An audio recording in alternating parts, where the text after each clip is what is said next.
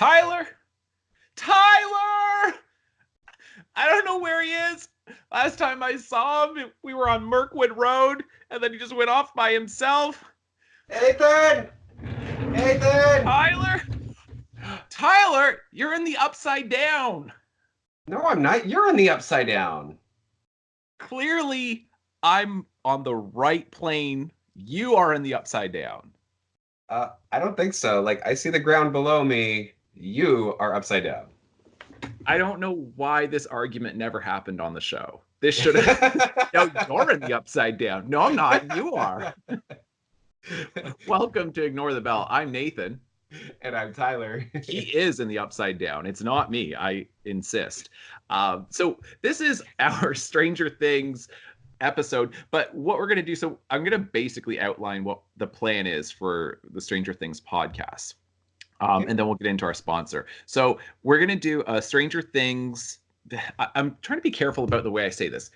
Stranger Things podcast. That's what this one is. Because It's not a second season with Stranger Things 2, which we're going to talk about in our next podcast. Because Stranger Things 2 Dose is, I've got thoughts on that one. But Stranger Things proper, we're going to talk about that in this episode. And then either next week or the week after, then we're going to do a Stranger Things 2 podcast.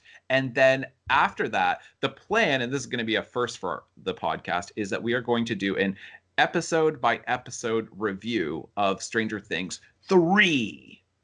Right? Yes. And so we're going to release one a day. So basically, the plan is it'll make it available for people where if they can watch an episode, then watch our review, watch an episode, then watch the review. And we're going to try our very best to stagger ourselves to basically watch an episode, do a podcast, and then we'll watch another episode and do a podcast and not just fly through the season.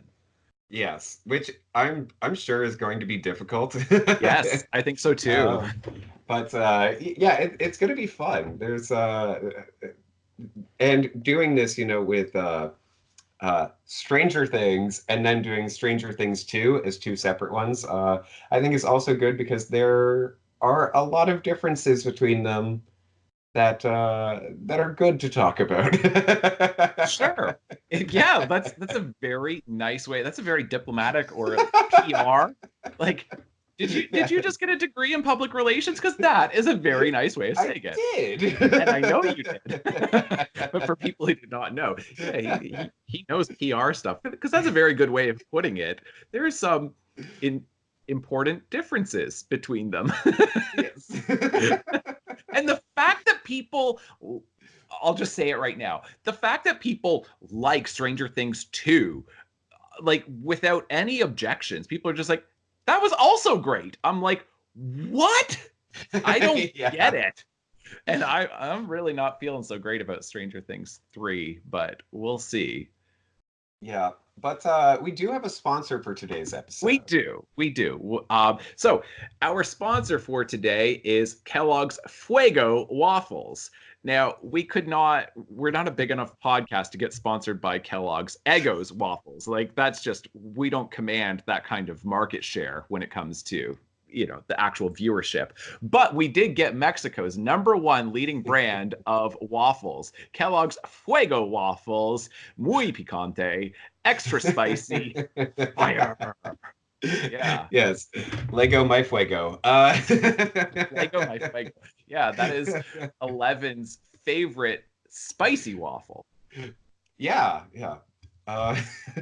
Honestly, it's it sounds delicious, and in a time when Mexican imports are going to be harder and harder to come by. So right, exactly. Their stock price, I think, might go up, especially as a result of this podcast, right? For sure. All right, folks, I hope you enjoy.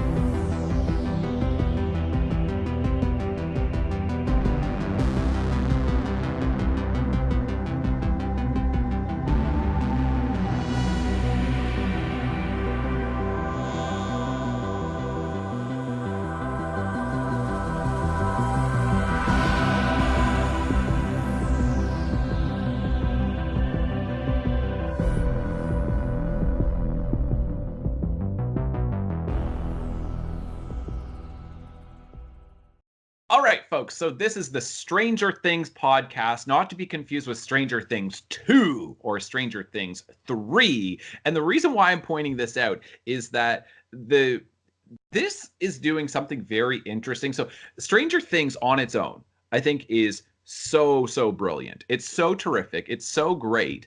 But then not calling it Stranger Things season 2 or season 3, I think is significant, which we will talk about when we get to the Stranger Things 2 podcast.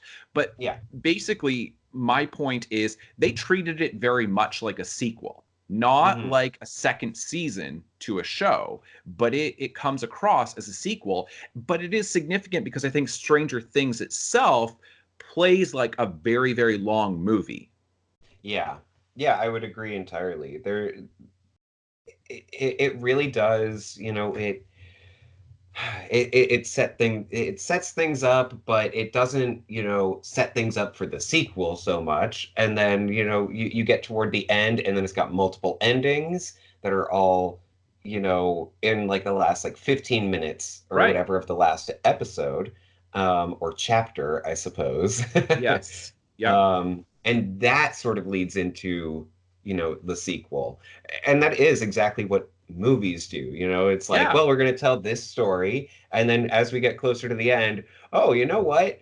Yeah, we want to leave it open to have a sequel. Exactly. And that's precisely what it does. And it doesn't come across, it certainly does not come across as uh a network television TV series where it's Mhm. very episodic, and it's not even exactly what I would describe as a serial either, because it was written and directed and produced in such a way that it was very intentional that this is going to be binge watched.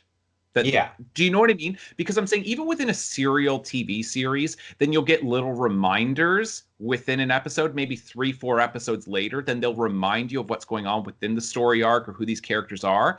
But For this sure. really doesn't do any of that. It's just you don't get any repetition of, remember this character? We introduced them a month ago, right? It's Yeah. just, Yeah. it very much plays like you're going to watch this in a very short amount of time, maybe over 2, 3 days.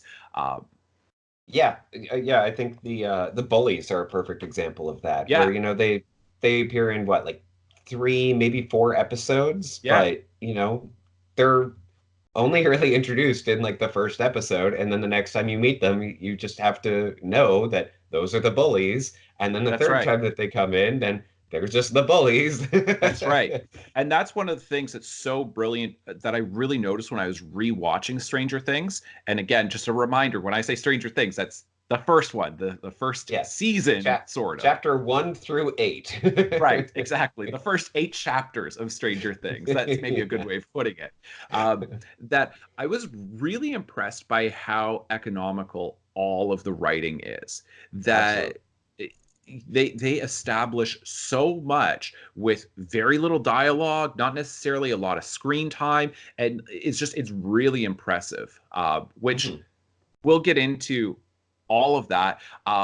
But I just want to say, be, because I do think that it needs to be established fairly early on, that I I have huge issues with Stranger Things too. Yeah. I've got a lot of criticisms for that. Most people don't, and I don't get that. Viewers really enjoyed it. Critics somehow really enjoyed season 2, and it is such a departure, let's say, from the Hmm. first 8 episodes, that like there's just so many things that are different or get repeated in just really unoriginal ways that I don't Yeah. like. Yeah. So I had a hard time. See, you said that you were really, like, you were so impressed by the first season of this, right? By Yes. watching it after watching season 2 or Stranger Yes. Things 2. And then for me, this is my third time watching the first season, the first 8 episodes. This time, but this is my first time watching it since I watched season 2. I Mhm. actually had a hard time because I just know where it's going. And I was just Yeah. so oh, you were so brilliant. What happened? Yeah, exactly. That was my exact reaction to while rewatching it. I'm like, ah, this is what we were missing in season Yeah. or Uh, in Stranger Things too, whatever. you go ahead and comment on this. I'm going to look it up while you're talking about this because I want to know how many episodes the Duffer Brothers actually wrote and directed in season 2 because they did a lot with season 1. Yeah, that's true. But yeah, I mean, everything about it is done so well. Like so much visual storytelling, Visual and storytelling is big. Absolutely. it's yeah, fantastic. And I mean, they've got a lot of different plot lines that are all going on at the same time, and yet it's follow what's going on with all the different characters, and they all do feed into each other, but not the way that you might think. You know what I Mm, mean? Like where you've got like this stuff going on with Nancy and Steve, and then you got, everything that happened with Will. And like initially you're like, well, these seem like completely separate things that, oh, we've just got some high school drama in here while all this other stuff is going on. And then it turns out like, oh, well, there's something bigger going on here where, Nancy maybe starts to have a crush on Jonathan Byers, who of course is missing his brother, and that's how they got together is because right. of, his brother being missing. And Uh, then the fact that Barb goes missing, right? So then yes. and that is like one of which we can talk about later, but that is one of the funniest parts of season 1 is how everybody just doesn't care about Barb Yeah. disappearing except for Nancy. But even then she kind of doesn't talk about Yeah. it that much either. Yeah, it's kind of just like, oh, we haven't mentioned her in a while. Can you just say, what about Barb? And then everybody moves on. Right, right. But that's kind of how they come together as well, is that so Yeah, he's missing that's his true. Yeah. brother, and then she's missing her best friend, and then she gets pulled away from this high school drama and into something which is obviously much more important of I don't know if my friend is okay. Right. Yes. Um, yeah, and then of course you've got all this stuff going on with Eleven. And Yep. you're like, oh, okay, well, what's going on with Eleven? Like, who is this little girl? Why is she like wandering around in this gown by herself? And for the first like 3 episodes, I think, then you honestly have no idea what's going on with her, and she seems completely unrelated to what's going on with Will being missing, with everything that's going on with Nancy and Barb. Like she feels so isolated from everybody else, which is a perfect introduction to her character, Yeah. who has been isolated her entire life and is Right. suddenly being introduced to people and being Right. encouraged to talk. Yeah. And that's where a lot of the visual storytelling comes from, is because she doesn't have a lot of experience having engaged conversations, right? That Mhm. she's never been socialized correctly. And so it's unclear exactly what the extent is of her language abilities, right? Whether like she Right. does have the ability, but she just hasn't really practiced or exercised to that, or whether she just doesn't have much of a vocabulary. It's a little unclear, but as a result of that, then you get all these flashbacks with her where you get a lot of information that gets conveyed and it's done so well, like because like the one sequence that really caught me is when she is watching television for the first time and she's changing channels and then she Mm. comes across a Coca-Cola commercial and then you get that Yes. flashback to the Coke and they want her to like crush the can with her mind and it's like that's such a brilliant way of doing it but there's no dialogue involved at all Yeah.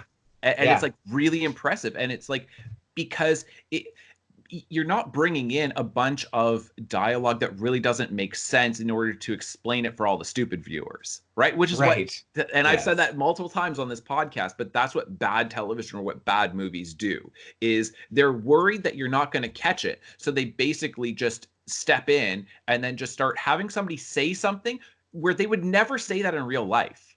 They would Yeah. never comment on that. Like it's not like she's watching television then she goes like Coke Coke, I remember they wanted me to crush it. And then it goes back to a Yeah. flashback. Like that'd be a bad movie. And I know that dialogue sounds terrible, but I mean I've seen stuff like that. And Yeah. I'm just like, I forget this. I'm not watching. yeah. I mean, maybe a more I'm a huge proponent of including flashbacks. I think that they are incredibly useful, um, for that kind of uh,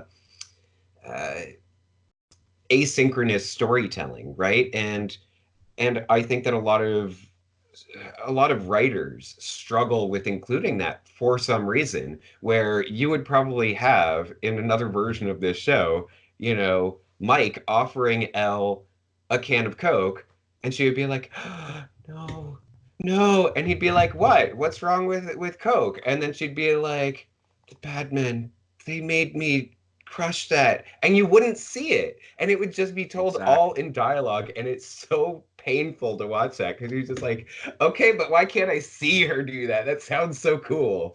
Right. Yes, you're exactly right. You're exactly right.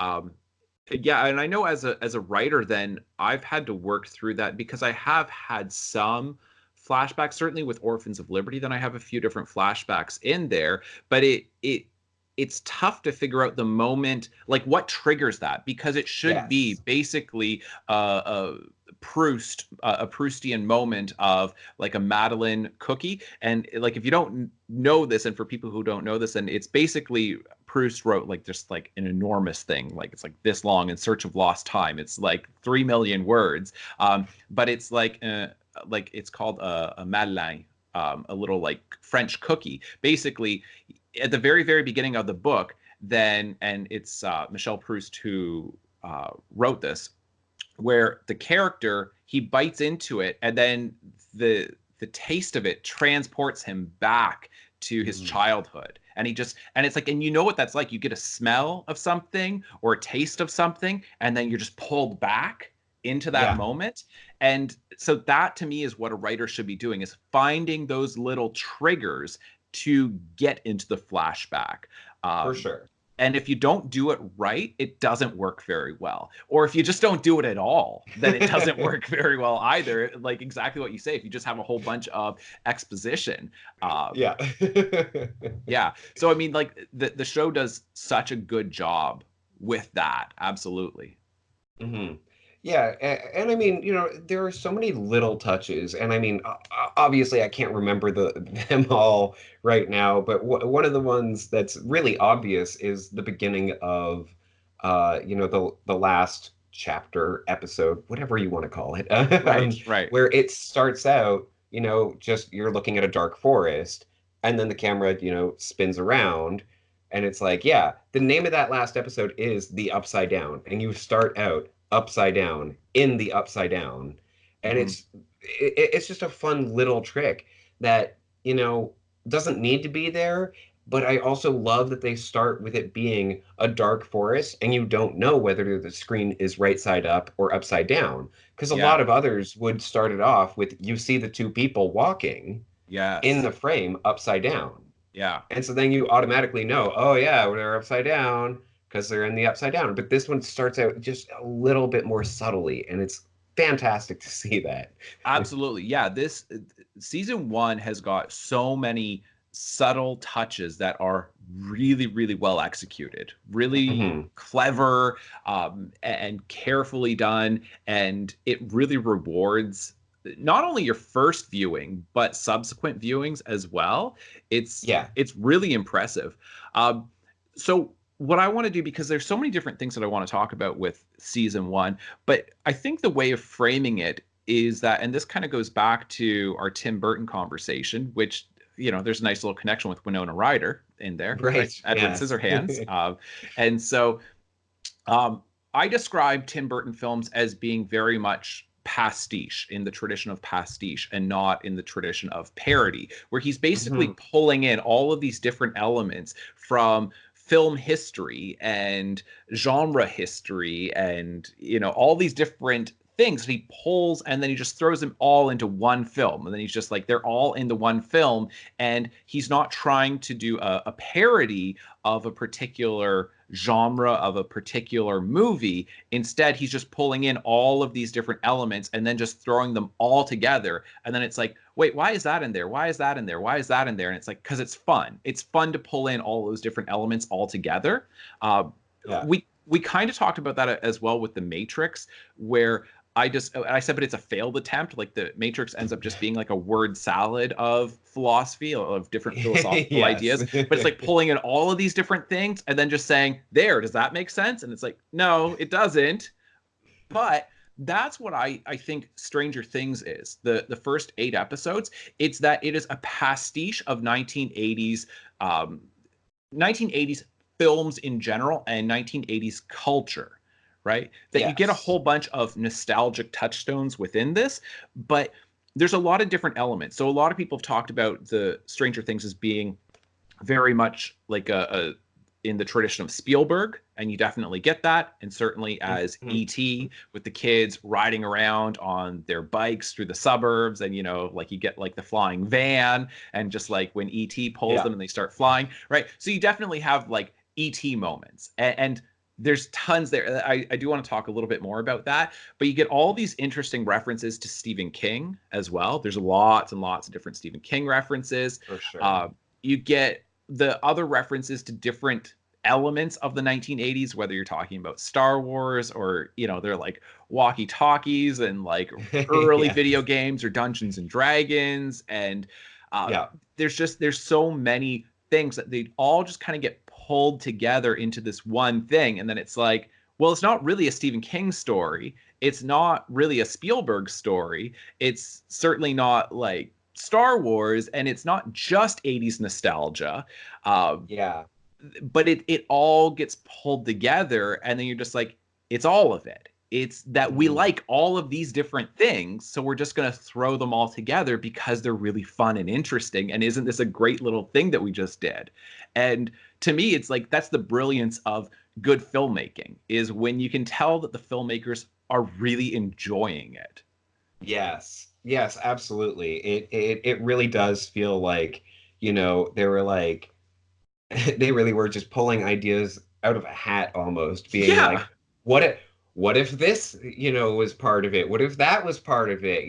Like, oh, we got to get MK Ultra in there. Oh, we got to get right, right. some like little almost alien things in there. We got to get some monsters in there. We got to get, this, that, the other. We have to get them in there. What Cold if War tensions with like spying on the Soviets, yes. like you get that thrown in there Yes. too. Yeah, Yeah. it's so great. And at the same time, the first 8 episodes do such a great job of telling the story from like it's how is this story being told, and that to me is what's really interesting. And I like the way you brought it up earlier, that you have all of these different threads that seem like they're disparate, but then they all culminate together by that last episode, really the last Mhm. two, but the last episode especially. Then it's like you're Yeah. like, oh wow, that's so brilliant, the way all of these different threads all came together, and all these different groups that seemingly were working independently, they all kind of need each other to, you know rescue Will and deal with the fact that the Upside Down has now like spread into Hawkins.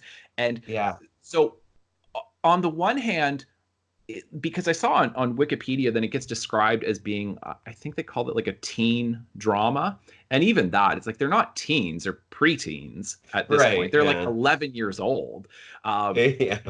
and so, but okay, it's that, but it's like, yeah, but it's not just that. You also have these older teens through the high school with Hmm. Nancy and Steve Harrington, whose hair just gets bigger and bigger and bigger as the as the first Yes. season goes on, which is amazing.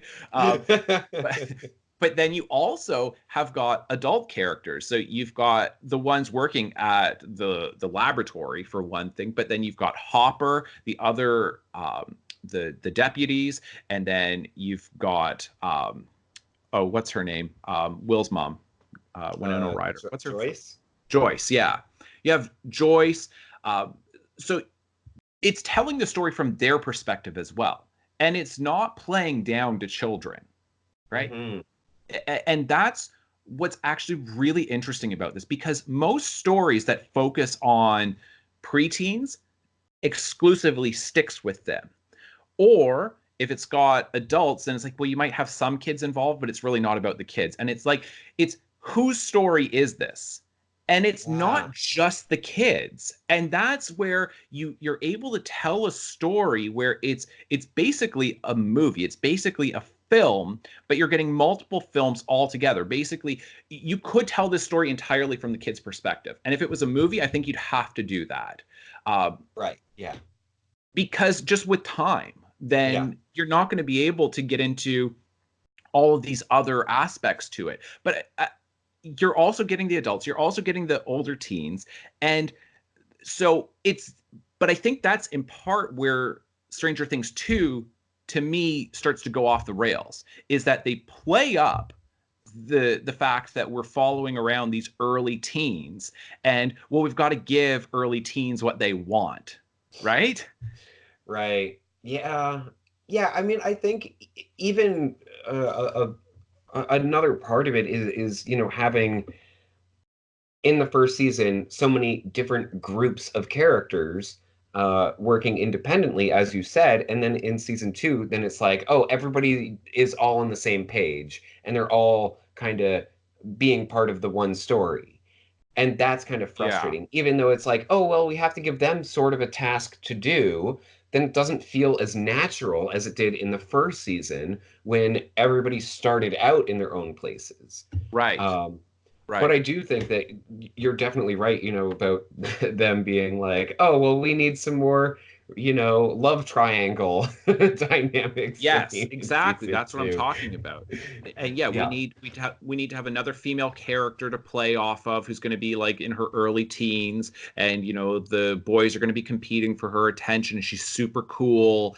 And I mean, we can get into this with the Stranger Things 2 discussion, but Yeah.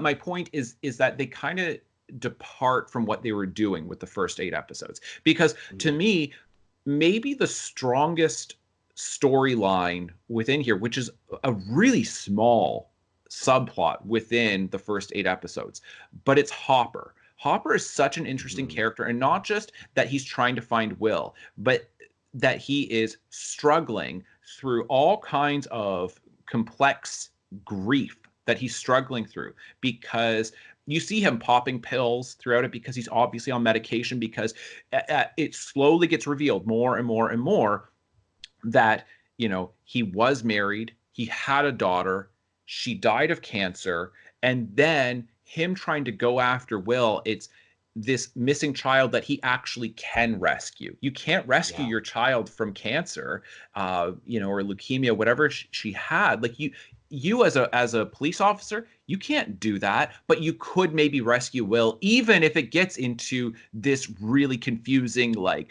other dimension, and you're dealing with government agents. It's like you can kind of punch your way through that. You can kind of Yeah. shoot your way through that. But you sure as hell can't do that if your kid is just dying of cancer. And so he is in this difficult position where he is trying to be there for Joyce. Uh, and it's like he's conflicted in that, how do you comfort her, especially when he thinks that Will is already gone, right? That it's like, you Right. just have to let this go. But then at the same time, realizing, as he starts realizing, like, oh, he's not really gone. Like, oh, this is not the same thing. She's not working through grief the way I was working through grief. Hmm. But he's in all kinds of denial about this, because at the very beginning, then he's talking to the boys, their middle school teacher, the science teacher, who, Hmm. you know who I'm talking about, right? The Yeah. dude with the mustache, who, Yeah. by the way, if they ever do a live action Arthur, that guy's Mr. Ratburn.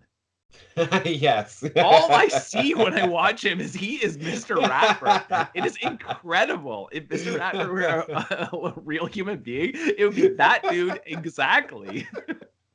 I cannot Oh my unsee that. goodness. That's It's like so all those. true. It's incredible. Like, everything about him is Mr. Ratburn. But Oh my goodness. so so when Hopper and that teacher, when they're talking, then he talks about his daughter as though she's still alive, right? Hmm.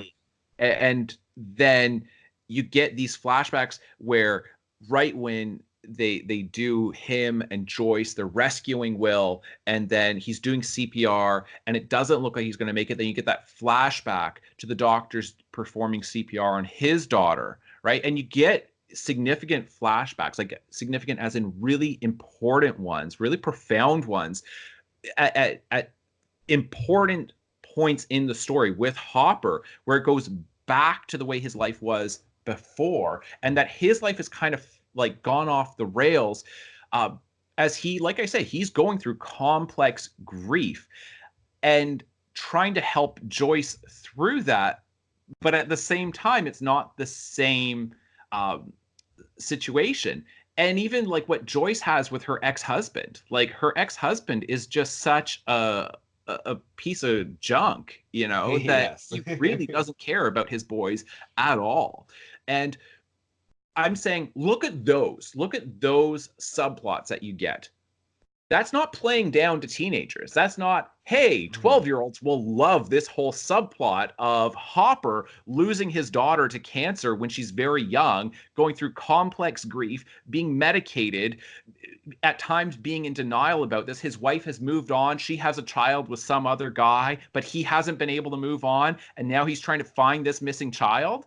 It's like, that's not playing down to kids. So when you say that, and it's because it's become so popular amongst younger viewers that I think there's a certain push to say, oh, that's really what's working. That's our demographic. Let's play to that. Right. And I don't think that's what made the first season great. And I think it's insulting to younger viewers as well. Yeah. Because they loved the first 8 episodes. Yeah. So they didn't love them. And like, despite the fact that you had these other plot points going on. Yeah. Yeah. No, absolutely. It's, I don't know. It feels like they, it feels very much like they did not have a plan for what they would do with a season 2. And even though they left it open for one, and I have made the argument before that sequels are always a bad idea because, for many reasons, but one of the reasons is because, and I do have stipulations here, if you intended there to be a sequel when you made the first one, that's fine. Because then it's not really a sequel. It's something else. It's a continuation of a story that you already know the full thing of. But for like an actual sequel, then the one thing that you have to struggle with as a writer is, how do I make the stakes be more significant than the first one without diminishing the stakes of the first one? Right. And I think that Stranger Things 2 was, okay, well, we can up the stakes by including more of the monsters. We can up the stakes by including, more of the romance subplots, like multiple all of a sudden, because now Joyce has somebody, and like, and just all this random junk that doesn't need to be there. And it wasn't making more drama. It wasn't making more significant drama. It was just making more drama. I totally agree. It was quantity over quality. And the first season is, again, so succinct, so perfectly paced out. It's got just enough there that you feel like, wow, this is a fully fleshed out world. Yes. And yet you feel like you're getting everything. It's I do know. Yeah. And you're absolutely right. And again, like, we'll save a lot of that for season 2, but part of the issues with season 2 is what's so great about season 1. Yes. Like with season 1, then you have, like, you see how difficult it is for them to take out one Demogorgon, right? Whatever these things actually are, but like how difficult it is to take out one. I mean, like, I would just watch the last episode and I'm like, that thing went through everything. I mean, if we're presuming that this is just still the singular creature, which I believe it is, then it's like, so not only did Nancy first shoot it, but then Steve hit it multiple times with his Negan bat. with the nails Yes. through it. So he hit it multiple times with the Negan bat, and then it gets its like foot clamped in the bear trap. It's Yeah. set aflame, so Yeah. it's then set aflame, and then I can't remember if they do anything beyond that after it goes up in flames. But then you have the soldiers who just open fire with machine guns. I mean, like that thing Yep. presumably just got tore apart with, I don't know, dozens, hundreds of Yeah. rounds. Just And it was still okay. And the reason why I'm saying like it's the singular creatures because then when 11 goes after it, you can see that it's like a lot of the skin has been burned away. And so yeah. it's like it is the one that was in like emblazoned like when they like set it on fire. So anyway, I'm saying it took all of that to finally, and then 11 still has to like destroy it with her mind, like however she does this, like Neo style. Like I don't Right. quite know Yeah. what she did, but to Yeah. I know. I'm like, I kept thinking, I'm like, wait, they really don't explain like what she did. Do they no, mention it like at all in two? But I don't I think that don't they think do. so. I don't think Like, so. like where did she go in that whole thing? The creature Right. like burst into ashes essentially, which covered her, and then she was just gone. And I'm like, Yeah. wait, what I happened? don't know, like Harry Potter evaporated, or what are they called? Apparated into Yeah. into like the upside down or something, and then like was stuck there for a period of time and then came back. Is that Right, right? yeah, but see, that's what I don't understand because then Hopper is like leaving food out for her. Yeah. So, Is that I, food then showing up in the upside down, and then like she doesn't even know because an ego the other way around is still just an ego? yes. Oh Like, my goodness. yeah, but I mean, like that's kind of my reading of it is that the food was somehow going to the upside down, or unless Mhm. she was able to get out of there very, very quickly, and then she's just like, I'm just gonna hide out in the woods and I'm not gonna go back to Mike because I said goodbye to him. So therefore it'd be really awkward to be like, never mind, not really goodbye. Right. Like, I Yeah. don't know. Why doesn't she, if she was I able to think come back to like the proper world, why doesn't she just go right back to Mike? I think that they do try to kind of explain that in Stranger Things too by having like Hopper be extra protective over her. And it's like, no, no, you Yes. can't go over there, like Yeah. whatever. But yeah, it does still I feel like there are a lot of questions there of why didn't, 11 at least tell Mike that, that she was okay or something.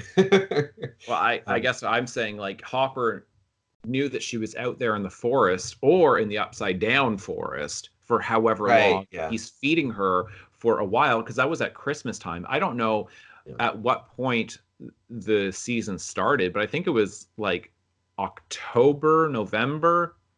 Yeah, I mean it says 1 month later, so it's been Okay. a month since she Yeah. like yeah. So you would think within that month, while he's feeding her, that she would have tried to contact Mike. I don't know. Yeah. Yeah, I don't know. Um, And that's again one of those things where it feels like that was left in there to leave it open for, season totally. two, and Yes. then they didn't quite know how to resolve that in season two. Right. Right. Yeah.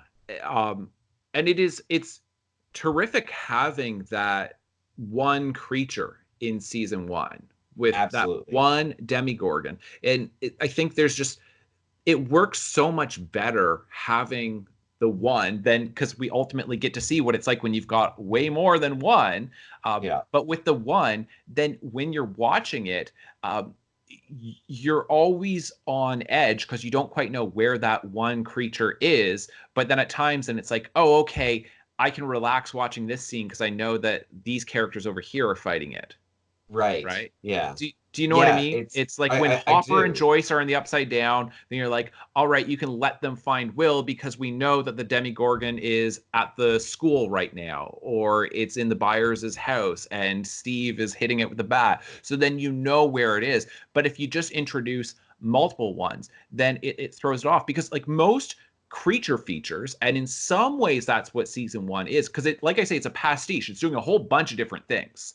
Yeah, for But sure. one of the things it's doing is it's acting as a creature feature. Hmm. And so whether you're talking about like these like great 1980s creature features, by like John Carpenter, like whether you're talking about like The Thing, or, if you're looking at Spielberg's Jaws, it's like Hmm. Jaws works because in part it works so well because you've got the shark. Yeah, So and Alien as well.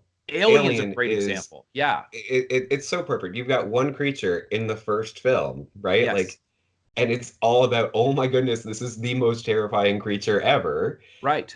And then you get aliens, and Exactly. Which it turns into an automatically leads. action movie and not a horror movie. And Yeah, that's what happens with most of the franchise, is that it becomes like action horror, like action horror. But the right. first one I Yeah. think is horror action, right? Yes. It's Yeah. the hybrid, but it's which one is getting played up. And Hmm. yeah, I think that having the one works so well. And yeah, because it's just, that's what's great about season 1. One of the things that's so Yeah. great about it. Um, the other thing, I just want to point this out, and maybe we can have just a brief conversation on this. It is I continue to be amused by what terrible, terrible parents Mike's parents are, Mike and Nancy's parents. I know people They're have pretty commented on awful. this, but like they just have no clue what is going on at all.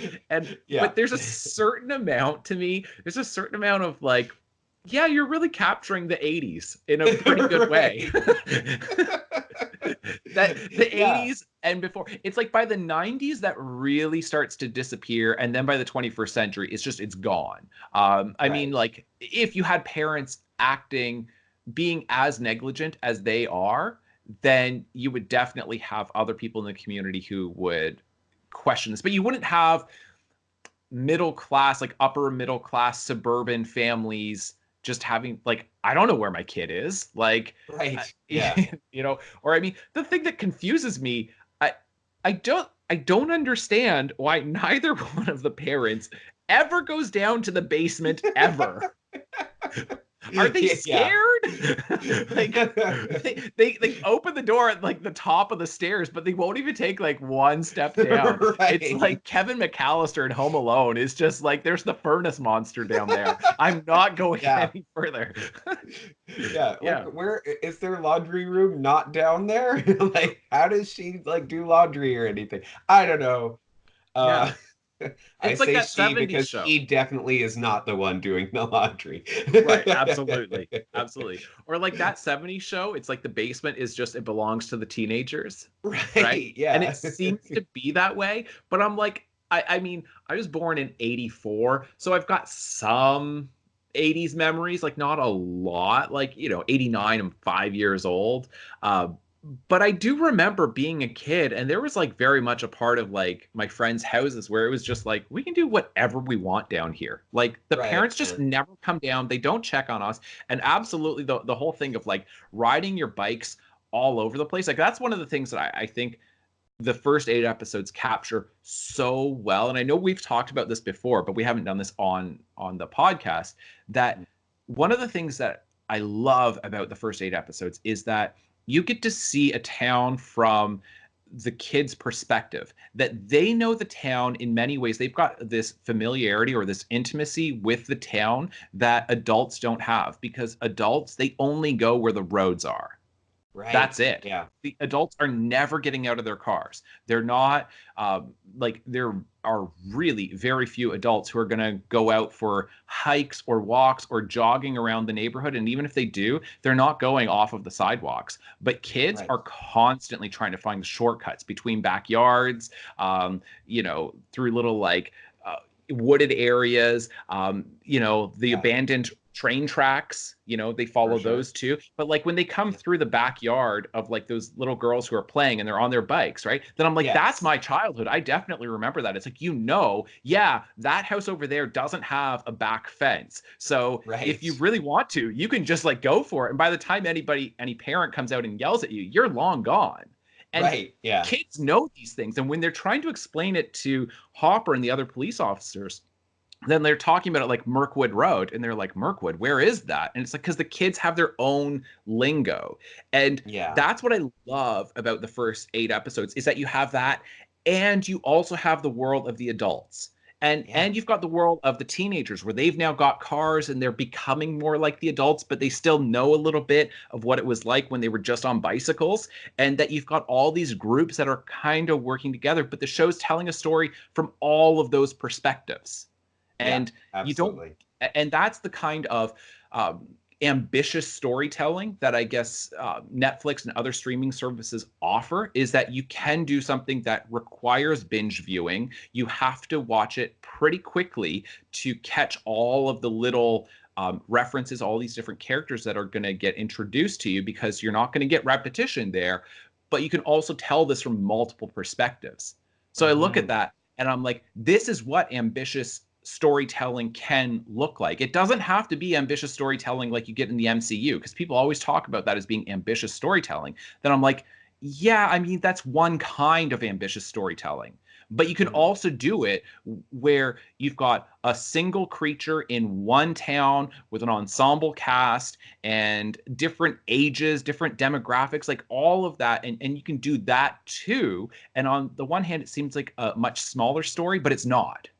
Yes. Yeah. I like that you brought in the MCU. I think that that's a really great uh, comparison. I want to say like more of a contrast than comparison, Yeah, but yeah. but yeah, where you know in the MCU, then it's like, oh yeah, everybody's like teaming up to face whatever bad guy they have, right? Mhm. And then sometimes then you got to throw a bunch of random little guys in there in order to keep everybody busy. Again, that's kind of what Stranger Things 2 does. Right. But Right. uh, but and then it's like, oh, but see, they're like conflicting with each other. They're arguing about what's the best way to attack the bad guy. Whereas in Stranger Things, you have them all attacking the same villain without knowing that they are all attacking the same Yeah. villain. And So they're they're learning different conflicting. things Yes, too. they're conflicting with each other without knowing that they're interfering with each Yes. other. They're Yes. like they're getting in each other's way. Yep. And it's brilliant to see that, to see like, I mean, when Hopper realizes like I've been chasing the wrong kid, Right. like that is mind-blowing because you're just Yeah. like, wait, what? Like, oh yeah, he doesn't even know that 11 is actually somebody else. Exactly. That's exactly it. Or even when, um, 11 and the boys are going off trying to like following the compass, right? They're different Yes. compasses. And then it's like, and then she's been playing with it to prevent them because she's trying to protect them. Then it's like, Yeah. even within that, then you completely understand why she's doing what she's doing. And she wants them to find their friend, but she also wants to protect them. That Yeah. it all comes out in a very organic way, where there's a natural tension there that is going to exist, but so much of the MCU feels so contrived, where it's like Yes. we have to come up with some kind of internal dissent in the group. Like we have to generate some kind of fighting in the group, because it can't all be on the same side, because then you can't have them all come together in this Right. culminating moment, right? Yeah. That's why they do it. They're like, if we like put them and get them all on separate missions and all that. But this one, it does it in a way that actually makes sense, Yeah. where it They doesn't all have their feel, own motivations yes, that are entirely their own motivations that nobody else knows about. Or at the very least, like it's so separate that they don't realize that they're going after the same goal. They right, have different goals that end up being the same goal, if right, that makes sense. Like they yeah, each have in their mind, like, yes, I'm going to do this thing, but it turns out that everybody's actually just trying to do the one thing. And it's right. fantastic how again, like it culminates so well. It really does. Uh, I want to talk briefly about the time period, because I've heard some people who I think don't have as much appreciation for Stranger Things as I have. They've kind of criticized it as being gimmicky, that it's just this nostalgic thing where it's like they're playing off of people's nostalgia for the 1980s. And I don't think that that's fair. I think that if you're looking at this story and then you're saying, well, why does this particular story need to be told at this particular point in time? Um, Hmm. and I think that it does need to be. And so I Yeah. want to briefly talk about that. So one of the things would be, okay, it's the entire thrust of this with the Department of Energy uh, doing this secret project, which is really part of MK Ultra and Right. the CIA program. So this was, in case anybody doesn't know, then it's like well worth a Google because it's super Oh interesting yeah. when you start getting into MK Ultra.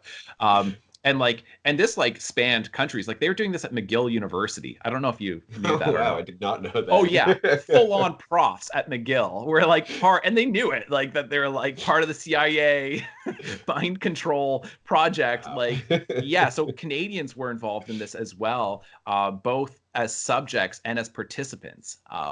And so, anyway, it was a CIA program that went from, I think it was the 50s until the early 70s. I think it officially ended in 73 or something like that, doing different experiments on people, using like psychedelic drugs like LSD and things like that, and trying to figure out if there's some way to get the human brain, including through chemical, I don't know, like vectors to try to like encourage the human brain to be able to do telekinesis or telepathy or whatever, right? To be able Hmm. to do those things. Now, the reason why this makes sense is, okay, MK Ultra was a real thing. So if you want to have this whole thing with 11 developing these powers and that she then taps into this other dimension where you've then got these creatures there, well, you can't do it in the 21st century because that's a little bit more far-fetched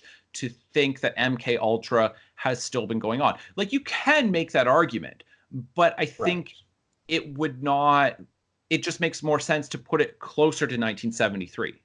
For sure. Yeah. And I mean, because like people, were aware of MK Ultra at the time that it was going on, and the fact that it shut down, supposedly or whatever, right? Then then we are following 11, who was born during the time of MK Ultra and Yes, is a remnant of that is left over, correct. who was born into it, but you sort of get the sense that like, oh, the program shut down, but they still have 11 and they don't know what to do with her other Right, than, well, we have one exact, opportunity here to right. actually continue researching this. And That's a great point. yeah, That's a because great point. The other thank you. thing too with it is that uh, the other reason why it should be in the 1980s is that this is still part of Cold War tensions between the United States Yes. and the Soviet Union. And what you need to know, like not you, but I'm saying anybody who's watching this who doesn't already know the history behind this, is basically at the end of World War II, then you end up with these two superpowers that come out of World War II because Europe has essentially been decimated. And so you get the Soviet Union and the United States that both rise up as these huge superpowers. And that's where the balance of power is in the world. But what they did was both sides heavily recruited Nazi doctors. I'm not making this up. Nazi scientists, both sides. The United States, it was primarily Operation Paperclip, but there were other efforts to recruit them. But you're talking like, I know it was in the hundreds on the US side, and I believe it was even in the low thousands on the Soviet side, of getting those Nazi scientists who were doing all kinds of experiments on human beings, on primarily Jewish people, through the concentration camps, through the Holocaust. They were doing different human experiments on people. And so then what happened was both sides take these scientists, and to some degree they continue their research to not necessarily on human beings, but other things, like whether you're talking about like rocket scientists, trying to Mhm. further atomic weapons, or engineering, like all kinds of different things, but different scientists and continuing their work. So for the United States, part of the issue being in the Cold War is, and this is vital to understand, if we don't do it, the Soviets will. The Soviets Right. don't have our ethics, our morals. If we say to the Soviets, hey, you shouldn't do human experiments because that's an unethical thing to do, the Soviets are going to say, we don't care. We're going to continue doing this. So you basically have to have the same ethics or lack of ethics as your enemy. And Yeah. the idea is that, like, you look at, like, well, whoever was the first one to achieve a nuclear weapon is going to become the world leader, and the United States certainly was. Like, no one would take Yeah. on the United States when they had nuclear weapons and the other country didn't. But then what if the Soviets figure out some way to harness the power of the human mind to spy on people in the United States, Yeah. or to be able to manipulate things with their mind? That it's like, well, if they end up doing that, then forget it. They're going to take over the world, because it really was this global war of communism versus capitalism and democracy, and it's Yeah. which side is going to win. And so to me, I'm like, it's not a gimmick with it being in the 80s, it's that it has to be part of the Cold War, because Yeah. the big power that the United States has fought since the fall of the Soviet Union has really been terrorism. And it's like, well, terrorists are not doing like experiments on like people to get them to manipulate their minds. They're working on like suicide bombers. It's like Right. that's the Yeah. kind of thing that you can fight by focusing in on drone technology, which is exactly what Right. the United States has done. It's like, well, how do you fight terrorism? Because they're our enemy now. All right, well, we don't want to get our hands too dirty. So if we develop drones that can then go in, spy on them, bomb them, do whatever we want without ever risking American lives, then that's where we'll put our energy. But if Hmm. the enemy of the United States was doing who knows what, I imagine that there would be at least some, you know, interest in thwarting that, right? Right. Like, because you have Yeah. to protect your country. So Absolutely. Yeah. No, I think that that's it is really important to have all that background information. And I mean, I have said before that I think somebody once asked me, they're like, "Oh, if you could choose any era to set a story in, what would you pick?" And I said the Cold War. There's so much embedded tension in yes, culture yeah, that is just fascinating to right, think about, and it's something that I honestly don't think is present in any other time period, where it is this constant fear, this constant, we have to be better than them, we have to be faster than them, that's like right. It's it's that incredible competition, at the same time that paranoia of espionage, that the other side yes, has got agents who are spying on us and we don't know who to trust. And right, and I mean, that's literally how the Soviets got nuclear technology, is because of spies in the United States, is they gave them the secrets. And it's like, so I mean, like, there was legitimate paranoia on both sides of, oh you don't yeah, even know who to trust. um so, and because that's what they use 11 for. Like, the ultimate goal yeah, is to get her to spy on that Soviet guy.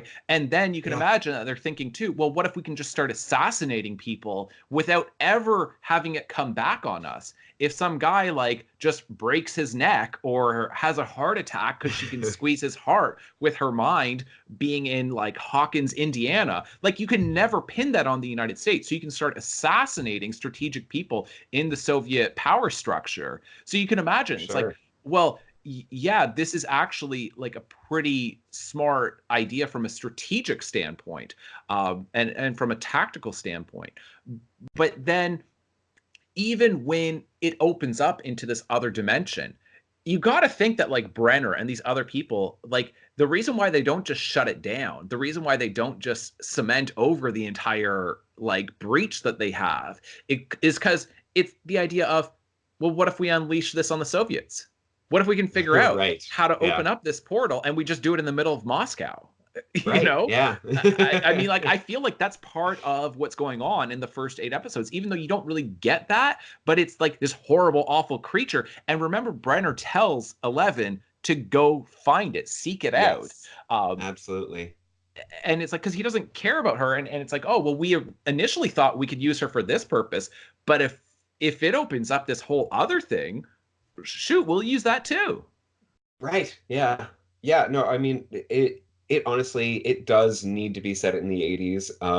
And it, I think that part of the uh, misunderstanding with why it needs to be set in the 80s is because you either have people who were not alive in the 80s and aren't aware of, like how serious those Cold War tensions were. Right. And then you also have people who did live through the entirety of the Cold War Yeah. and are like, oh, well, it turned out to be nothing. So Right. it's not a big deal. But it's like, but if you look at it and you think about what was it actually like to be in that time, and you Hmm. think about like this story taking place at that time, then it adds so much to it. Right. And it has to be set then because yeah, there is so much of this. Who do we trust? Who, what is really going on? It's all about the Soviets. It's all about, like all this. So you get all that. You do get, the fun references to other things in the 80s because, I mean, why wouldn't you put those in? Right. Like Absolutely. you have to. Um, but I mean, even things like, Dungeons and Dragons. I love that that's a part of it because Yeah. it was but it was such a niche thing back then, right? Like they really would have been the only kids in like maybe all of Indiana who played Dungeons and Dragons. Yeah. I mean, Maybe not, but like it's just it has a different culture to it then than it does now.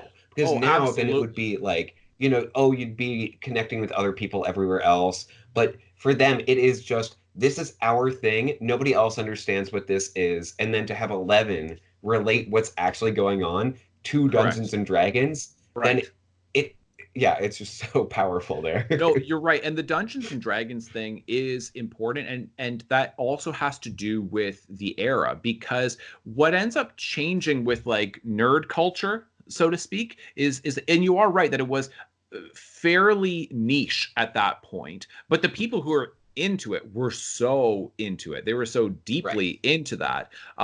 But it was fairly niche. And part of the reason why it was fairly niche is because you didn't have the internet. And the Yeah. internet then allowed people to connect over really niche interests and hobbies and pursuits with early chat rooms in the early 1980s. I mean, like the internet goes back before that, but like, I don't know. Have you watched *Halt and Catch Fire*, AMC's show? No, I haven't. Okay, so it's like the 1980s and the development of the internet and all Okay. of that, and home computing. So I've started So, getting so like all really in. about Al Gore, right? Yeah, exactly, exactly. It's just him going create a super web. Yeah. Um, but anyway, so by the early, like by the mid 90s, then they started connecting a lot more, where you could go to different Mhm. chat rooms and things like that to bond over these things. But before that, you didn't have a way to connect with other people, at least not easily. They still had Right. different conventions and things like that, like Yeah. different sci-fi and fantasy conventions and all of that. But it was harder to do. And so I'm like, well, that's another reason why it makes sense having this in the 80s and having that be this thing, because they are these outsider characters in their school, but that strangeness about them helps them accept what's going on much easier than somebody who's not part of that. Do you know Right. what I mean? Like their minds are already open to this concept, and the way it gets paired with their interest in science and even to some degree theoretical physics, with their Mhm. teacher who basically explains theoretical physics to them. But they talk about like watching like Carl Sagan on PBS. And so and legitimately, like you could do that in the early 1980s if you were interested in theoretical physics and the idea of multiple universes. Uh, Right. Yeah. but people like the Steve Harringtons of the world would never watch Carl Sagan, Right. right? So for Yeah. him, it's like he's never going to piece it together, at least not the way they were able to piece it together as quickly as Yeah. they were able to. Yeah, for sure. Yeah, I mean it's interesting because now we have a show that is all about parallel dimensions, which is Rick and Morty. Mm. I'm not sure if you've watched it at all, but I've it not is watched a single minute of that. So people okay. talk about it, but I know nothing about it. Yeah, it basically they hop between like different parallel dimensions all the time, and yeah, it's really really fascinating. But it's a very adult show, Right. um, which means that it's more accessible for a lot of people because they're in it for different reasons than Right. just the theoretical physics Right. discussions that are going Right. on. So again, like if it if Stranger Things were to take place now, then people would be relating things to Rick and Morty Sure. instead of relating it to, you know, Watching uh, Carl Sagan on PBS or Dungeons and Dragons. right? Yeah, Yeah, absolutely. yeah, um, And the other yeah. thing too that I like about the idea of it being in the 1980s is that uh, I love the fact that you don't have cell phones. So from a storytelling Mhm. perspective, this is terrific. Yeah, But what you do have, and so for a lot of people, like for younger people who have just grown up in a world where cell phones are ubiquitous, that everyone has one, everyone's connected to the internet on their phone all the time, um, and that you can text and call, like I say, access the internet. You've got a phone, you've got a video camera, you've got like recording, like you can do whatever you want with your phone. But so then they just think like they don't understand what it was like before that. But I don't like the way a lot of older people explain life before the ubiquity of cell phones, which is like they talk about it like it was the Stone Age, and I'm like, but it wasn't. There right. were other options, and this show does a good job of showing that. So for instance, the kids, they've got their walkie talkies. I had a walkie talkie set with my friend Adam, who lived in the co-op where we live, where it was like 10 houses Yeah. down, and we would talk to each other on it. And it's like, why didn't we just use the phone? I don't know, but it was way more fun using walkie talkies. Right. And so Yeah. to see these kids using that and their mountain bikes, then it's like, well, they're making really good use of what they have. Yeah. And even using the library, then you see Hopper who goes there and he's looking at old like Hmm. newspapers instead of a Google search. It's like there were ways of doing all of these things. It's just like, or even oh, what's Jonathan, right? Will's brother. Then it's like Hmm. he's got his camera and he's developing Yes. pictures, and you do get a picture of the monster. So it's like you get all of the things that a phone does. It takes a little bit more work. Right. Yeah. Which, yeah. Again, it is so perfect. One thing that I want to mention is the bike riding, and I think that it is absolutely like just perfectly done in the show. You actually see moments where they are tired, where they are going uphill and they are Yeah, struggling. You see yeah, moments where they're in the woods and they can't be riding their bikes, so they're walking with their right, bikes. It's right. something that you don't see enough because that is what it's like to have a bike. It's like, oh Yeah, yeah, I can go anywhere. And then, you're like, oh, well, I can't ride through here, so I'm just gonna right. hop off and walk down.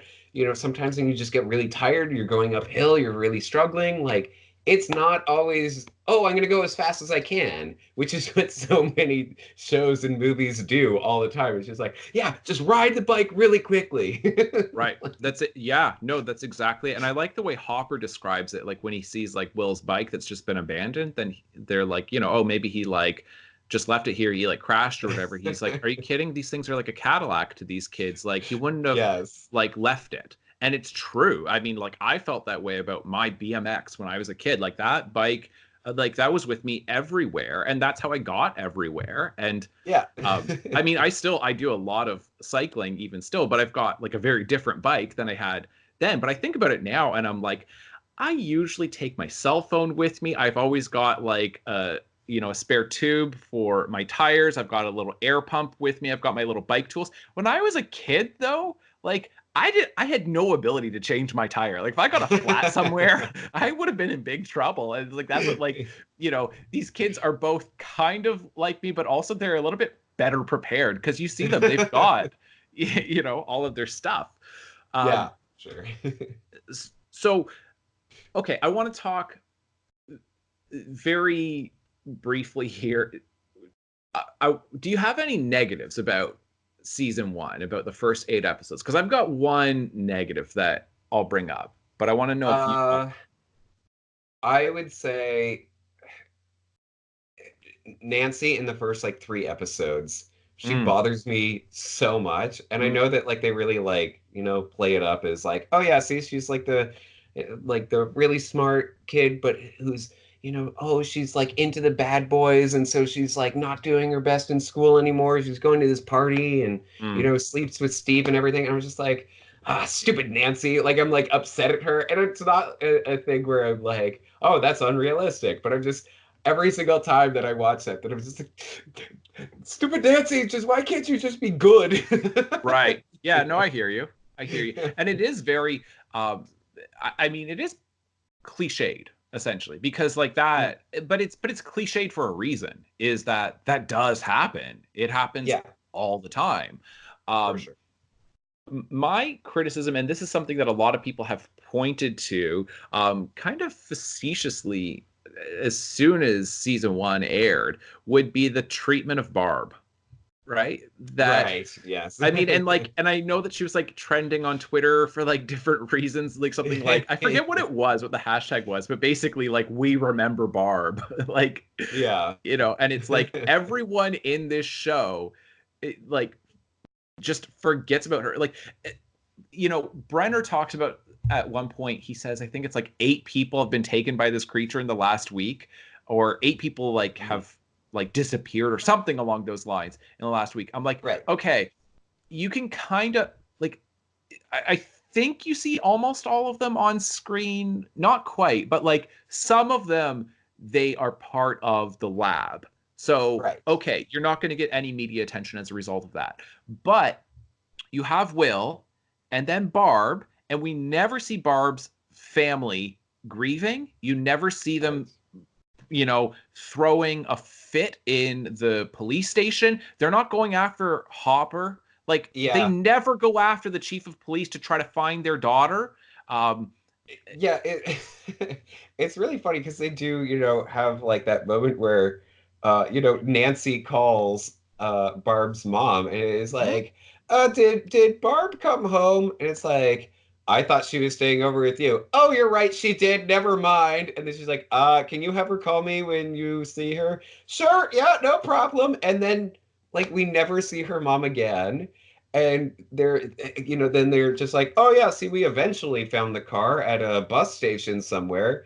And Nancy's like, Barb would never do something like that. Why isn't the mom saying that?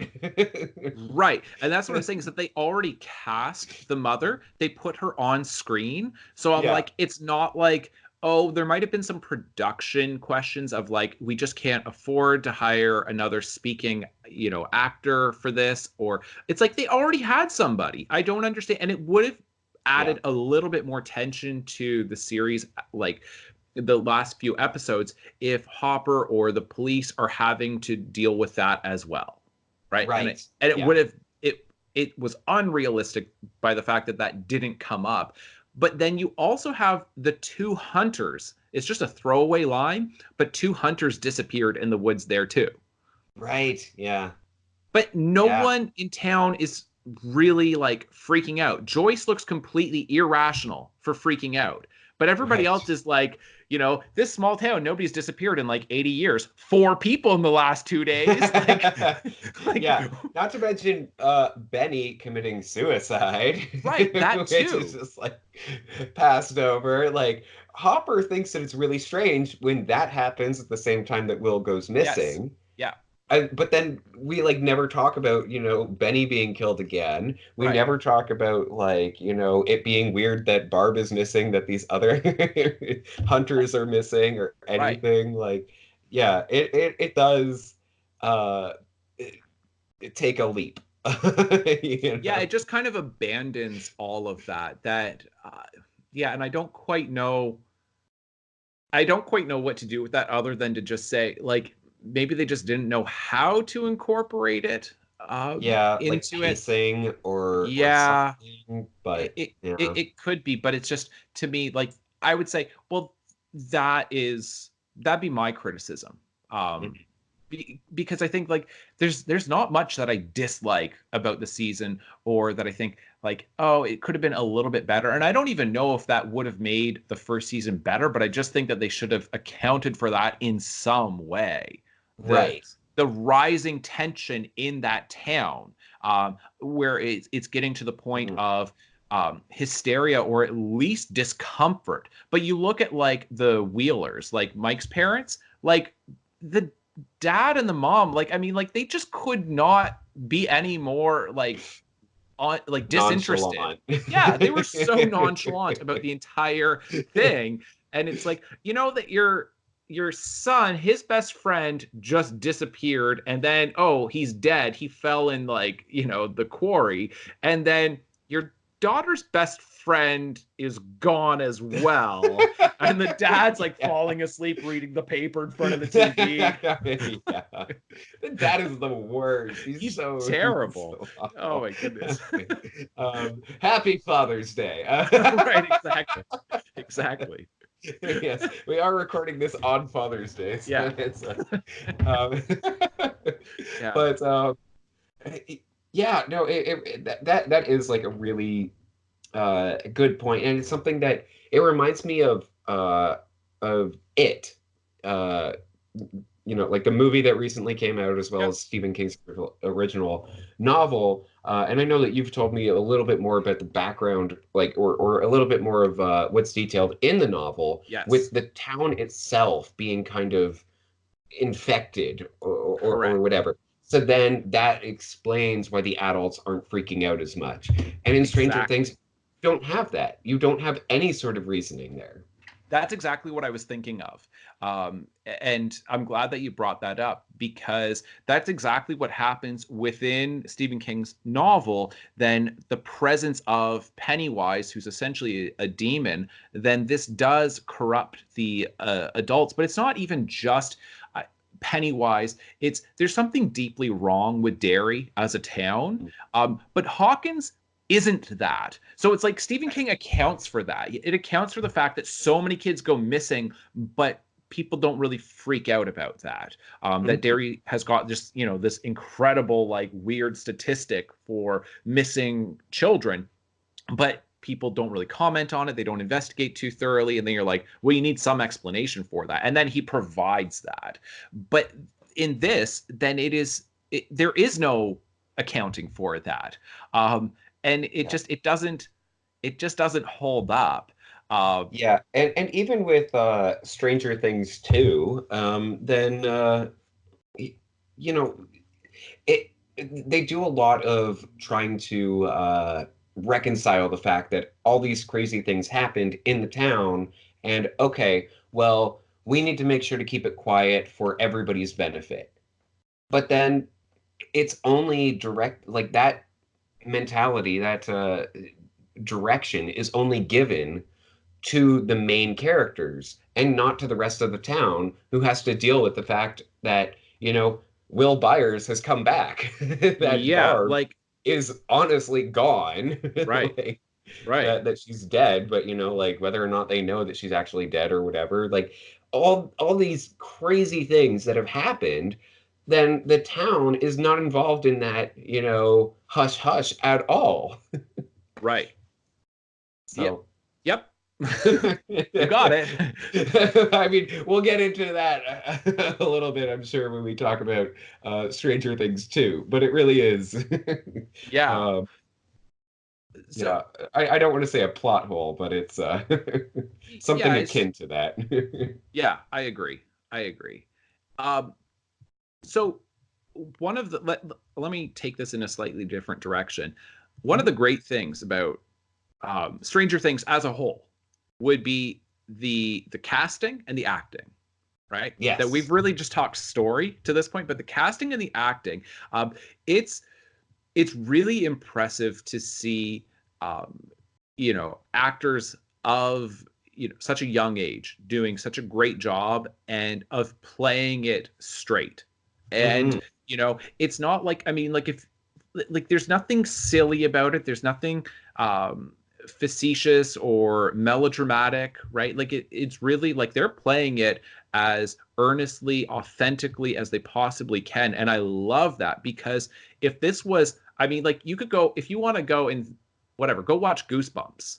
Do you know what I mean? Like if you Mhm. want something that's designed for, you know, like I don't know, in publishing and be middle grade, but you know what I mean, like preteens. Um, Yeah, you could go and watch something like that where it's like, well, it's really never that serious or scary, and you can right. see with the actors that they're not doing a very good job of being authentic, being genuine. But in this, like, it's really impressive. By I mean, like, I've noticed, especially like now that I've watched it like a third time, that I'm like, there's a couple moments here and there where I go, like I think that could have been played a little bit better, Mm. but like it's really rare. They do such an incredible job. Absolutely. Yeah, the cast is fantastic, especially the child actors. Millie Bobby Brown, Mhm. incredible. Yeah, I mean, uh, it's I love Dustin.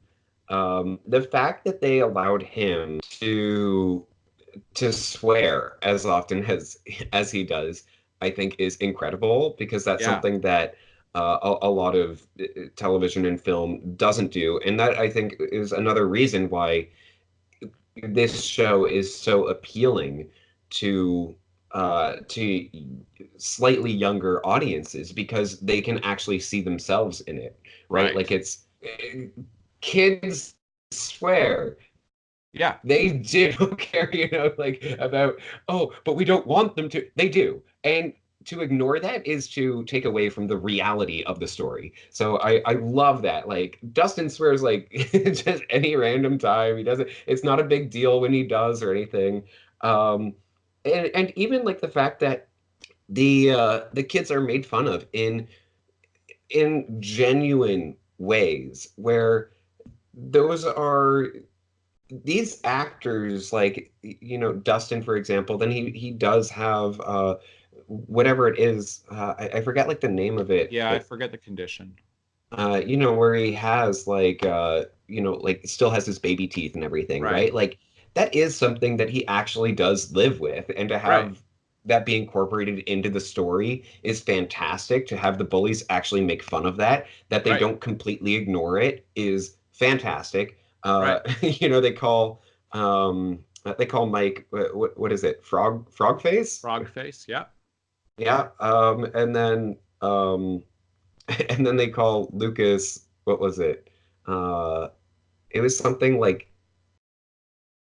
Nightshade or Yeah, something like that. something like that. And those are Euph- all like, sorry, go like ahead. euphemistic for being black, right? Without Right. saying the N word or something really like, because I like even the Yeah. bullies themselves, and they know, and this is, I think you're right that like it does a really good job of showing what they do. Like it's genuine bullying where there Yes. are still certain lines that they won't cross. Like they know, well, you can't say the N word, but you can, right? Because they know that like that's like, okay, well, we can't do that because he probably, like Lucas would probably go nuts with that. But if it's a little bit more Right. euphemistic, then it's gonna hurt, but he's gonna, take it.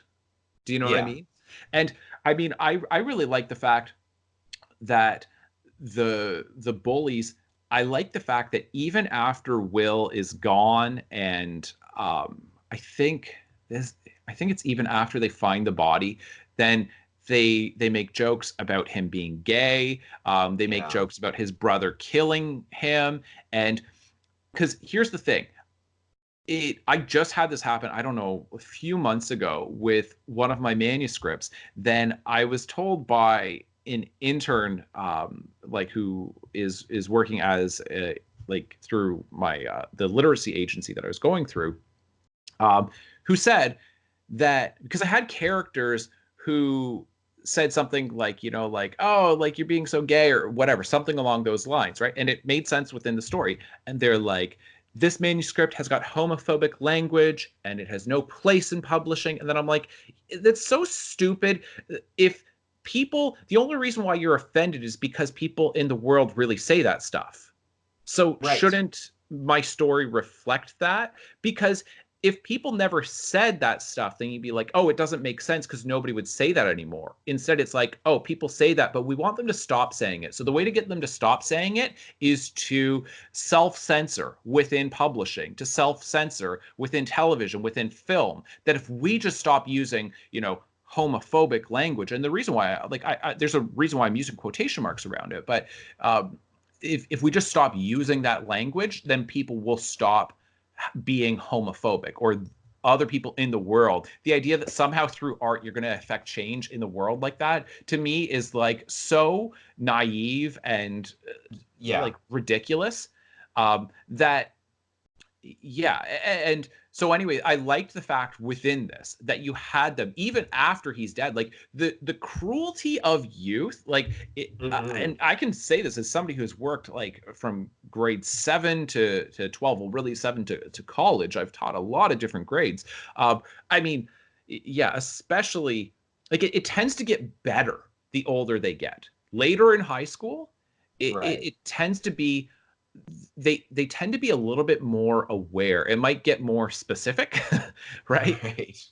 But it becomes something where some things do become too far, where they won't say those things. But when they're younger, they just don't even have the life experience to understand just how damaging that can be.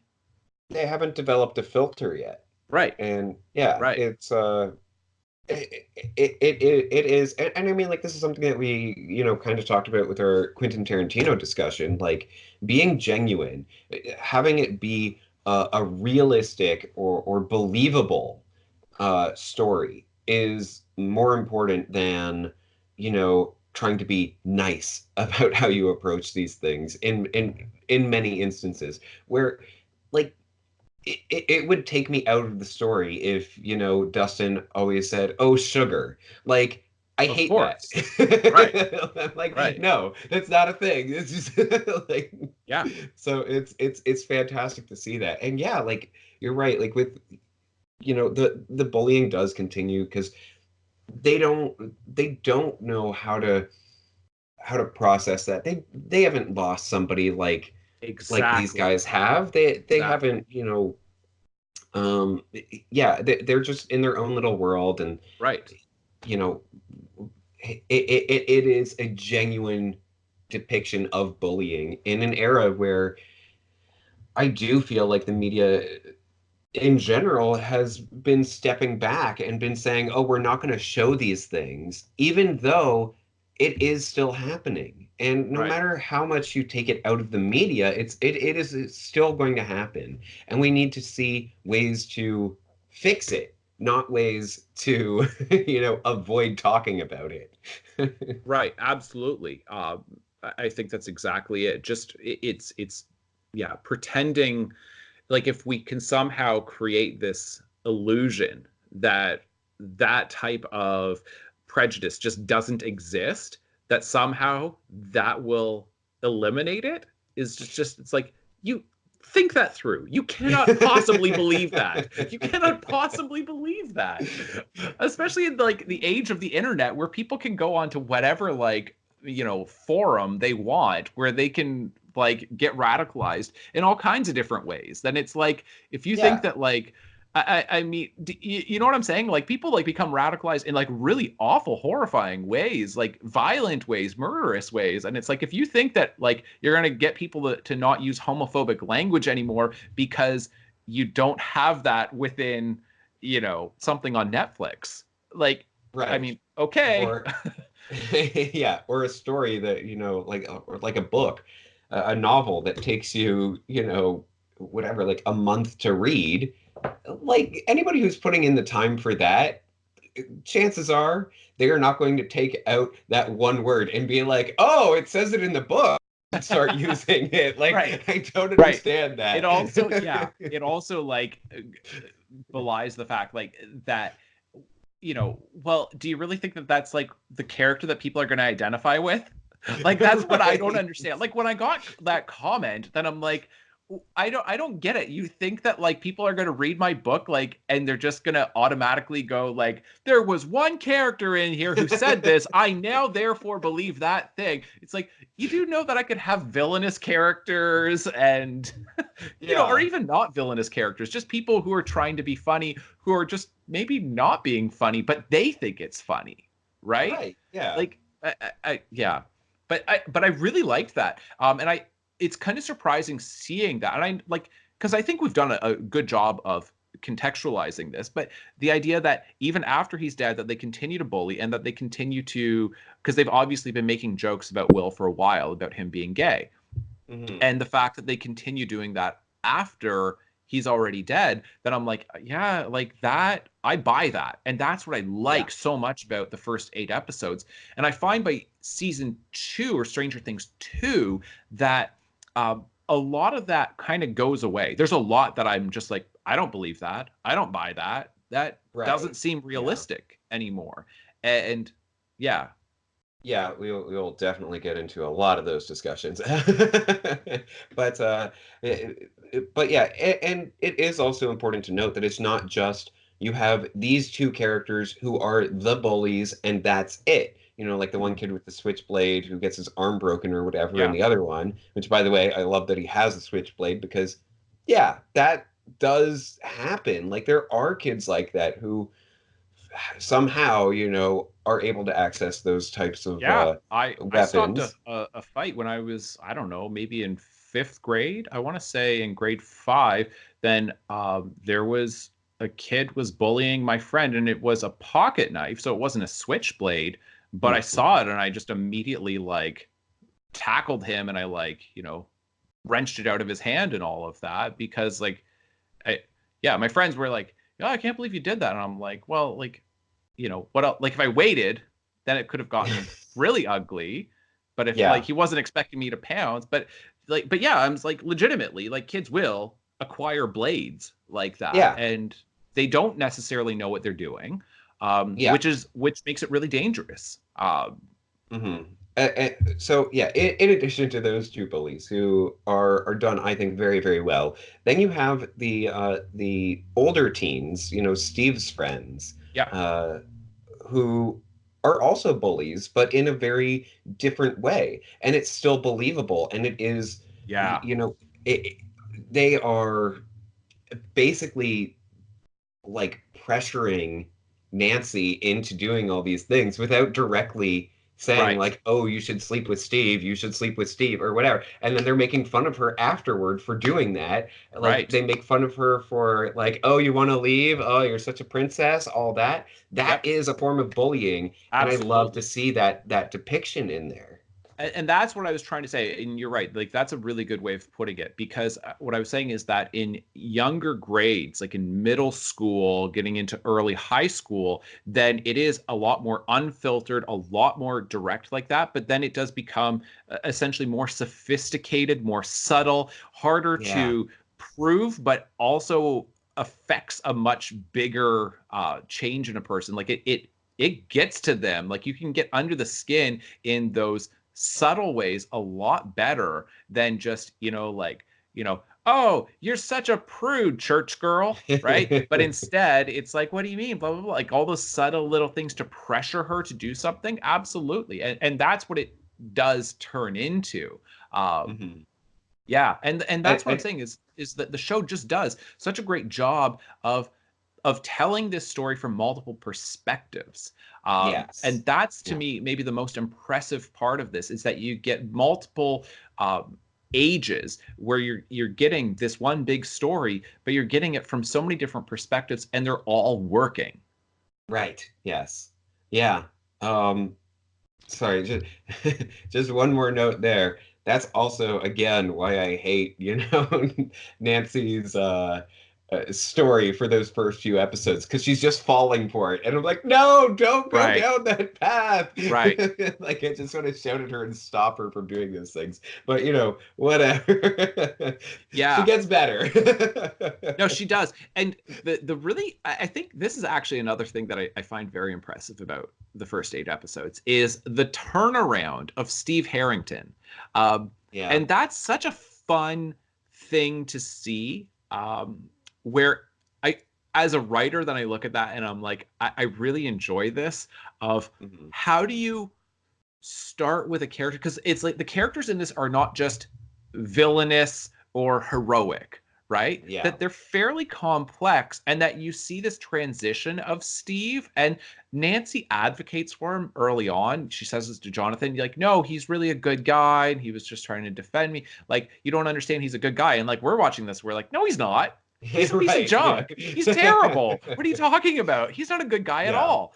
But then as the story goes, then he pushes against his friends, and he realizes that his friends are not great people, or at least they're, you know, what, we'll just put it that way. Like they're not Yeah. making the best choices, right? They're Right. and Yeah, and he does, like you can tell that he's hurt by what Nancy has been doing by spending so yeah, much time with Jonathan.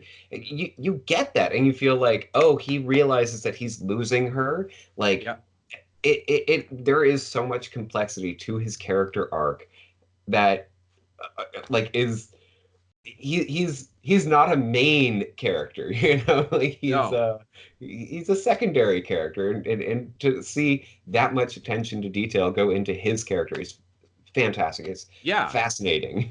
And then the way he does help Nancy and Jonathan, where he Hmm. goes out to his car and he could just drive away, but then he changes his mind and he goes back in and he fights the monster alongside him. And it's one of those things where it's like, even like, it seems like Nancy and Jonathan look at this and they're like, well, if we didn't, like, Steve just wouldn't understand because he's not invested in this the way we are. And it's Right. actually interesting because if you're looking at it, all of the characters who are trying to stop the Demigorgon, trying to get Will back, they all have that personal connection except for Steve.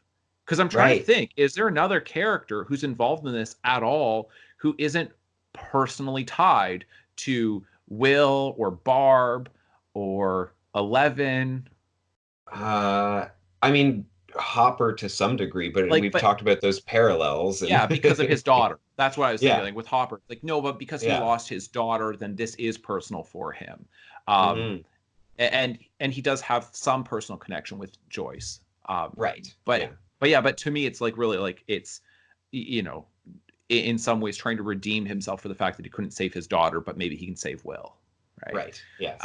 And so Yeah. I just look at, like, with Steve, and it's like that he, like, because like Nancy and Jonathan basically don't want him there because it's like, well, he won't understand and he won't care. Like, he won't allow his mind to expand to the point to understand that this monster really is real, that it really has taken Barb, it really has taken Will, and that we have to do whatever we can to stop it. That's just like, no, Yeah. leave. You wouldn't understand. You wouldn't understand. Leave, leave, leave. And then it's like he Yeah. comes in and he's like, you know, okay, I get it. We got to stop this thing. And Right. he just comes alongside with that. And by season 2, by Stranger Things 2, then the great thing with him, like I would say he's one of the great parts of it.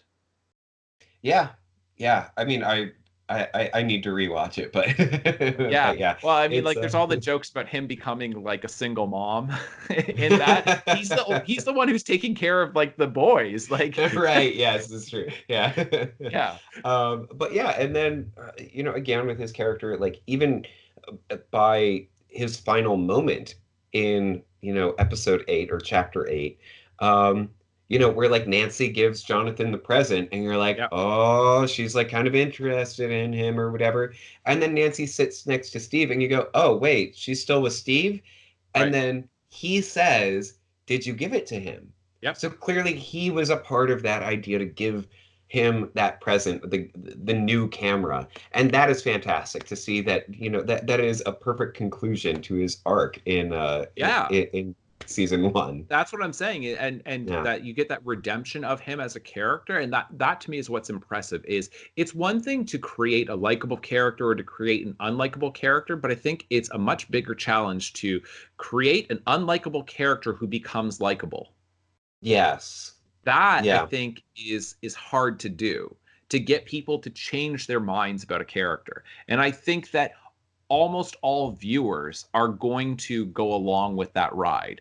If you Yeah. ask them, if you took a poll, the first 4 or 5 episodes of the first season, how do you feel about him? It's like he's a jerk. And then by the end of it, how do you feel about him? Oh, he's pretty cool, pretty good guy, Yeah. right? Because he Yeah. does change. Yeah, Like, absolutely.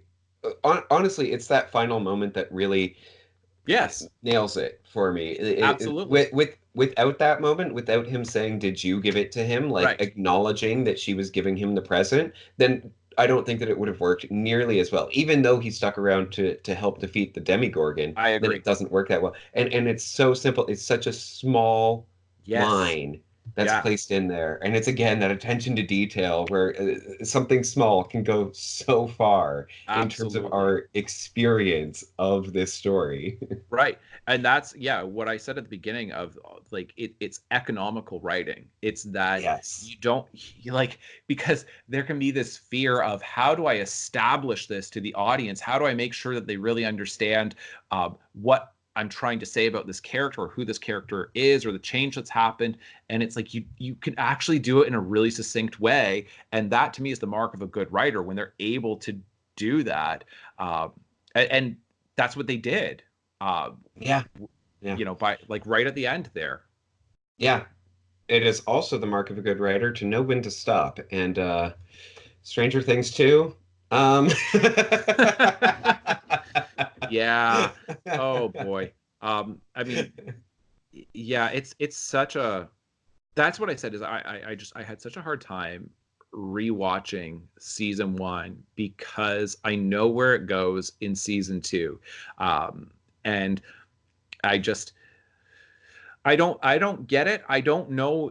You said that you think they just didn't really have much of a plan for season two, and that could be the case.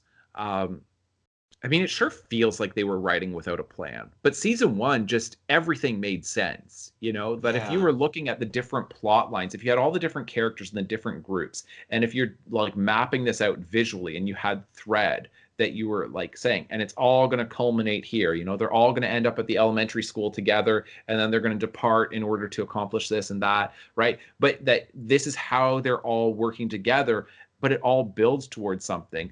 I mean, season two, obviously, like there's the one episode that everybody hates.